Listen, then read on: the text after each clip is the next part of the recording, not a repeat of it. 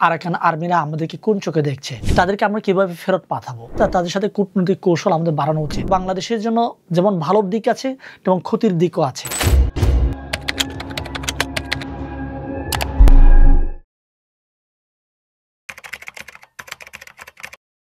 এটা আসলে আমাদের কূটনৈতিক সম্পর্কের উপর নির্ভর করবে যে আরাকান আর্মিরা আমাদেরকে কোন চোখে দেখছে।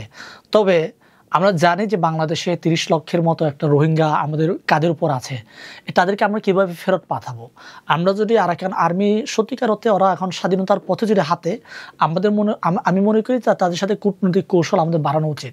যদি আরাকান আর্মিদের সাথে আমাদের কূটনৈতিক সম্পর্ক তৈরি না হয়, তাহলে আমরা যে রোহিঙ্গাদেরকে আমাদের কাঁধের উপর যে একটা চাপ রয়েছে, এই চাপ আমরা কমাতে পারবো না। এরা বারে বারে চাইবে যে রোহিঙ্গাদেরকে ব্যবহার করে এবং ভারতও চেয়েছে যে রোহিঙ্গাদেরকে আমাদের বাংলাদেশে রেখে দিতে।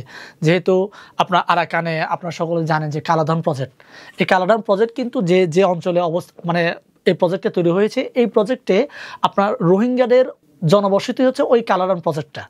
এই সব কিছু মিলিয়ে আমি মনে করি যে আরাকান আর্মির যে উত্থান, এবং এই উত্থানটা আমাদের বাংলাদেশের জন্য যেমন ভালোর দিক আছে তেমন ক্ষতির দিকও আছে।